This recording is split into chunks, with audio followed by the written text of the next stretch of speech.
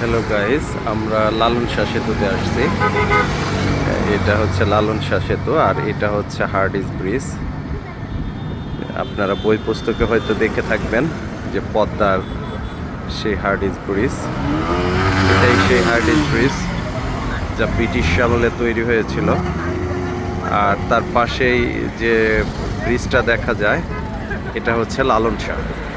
এটা দিয়ে কুষ্টিয়া এবং ঈশ্বরদীকে একত্রিত করছে। আর এই সেই কাঙ্ক্ষিত পদ্মা নদী, ঠিক তার পাশে গড়ে উঠেছে বাংলাদেশের সর্ববৃহৎ মেগা প্রজেক্ট রূপপুর পারমাণবিক বিদ্যুৎ কেন্দ্র। এই সেই কুলিং টাওয়ার, এই যে 4টা কুলিং টাওয়ার, এই সেই পারমাণবিক বিদ্যুৎ কেন্দ্র। আমি আপনাদেরকে দেখাচ্ছি,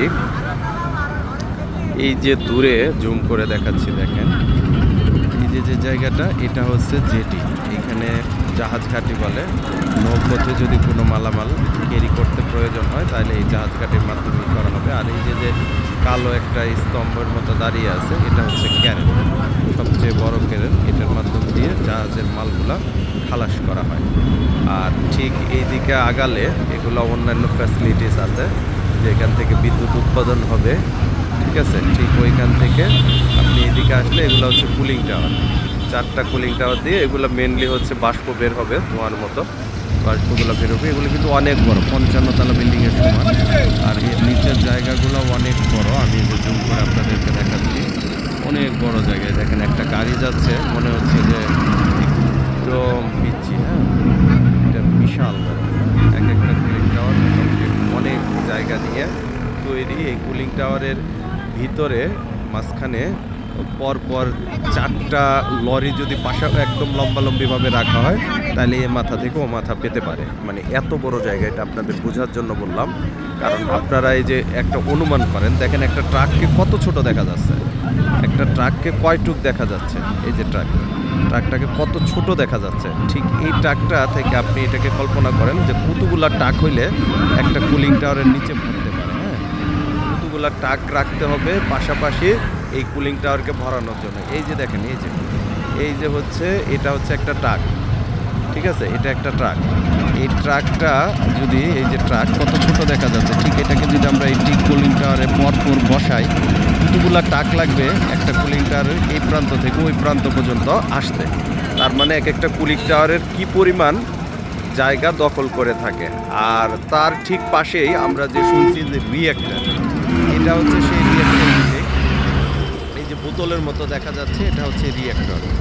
এটা হচ্ছে রিঅ্যাক্টর। এখান থেকে মেন ইউরেনিয়ামকে পানির মাধ্যমে বিক্রিয়া করে বাষ্প তৈরি করে টারবাইনকে ঘোরানো হবে।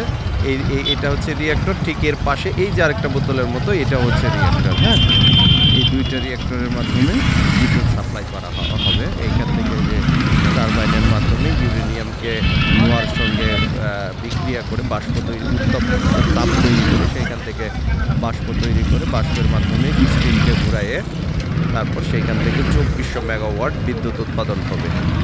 এই হচ্ছে কুলিং টাওয়ার। আমি চেষ্টা করেছি থেকে আপনাদেরকে দেখানোর জন্য। আশা করি আপনারা দেখতে পেরেছেন হয়েছে। তো ঠিক আছে, সবাইকে আসসালামু আলাইকুম। আজকের মতো টাটা, বাই বাই। এই যে আমার মেয়ে আছে, মেয়েকে নিয়ে আসছি আজকে পবিত্র ঈদের দিন। আমরা এই যে ঘুরতে আসছি ঈদের পরের দিন, এই যে এইখানে। আর এই যে আমার ওয়াইফ আসছে, এই যে অনেক লোক আসছে। এই যে আপনারা যখন লালন শাহ ঘুরতে আসবেন তখন দেখতে পারবেন এইভাবে কাছে থেকে একদম কুলিং টাওয়ার দেখতে গেলে একমাত্র লালন শাহই সম্ভব। আর এই যে হার্ডিস ব্রিজের নিচে এই জায়গাটাও ঘোরার জন্য খুব একটা উৎকৃষ্ট জায়গা।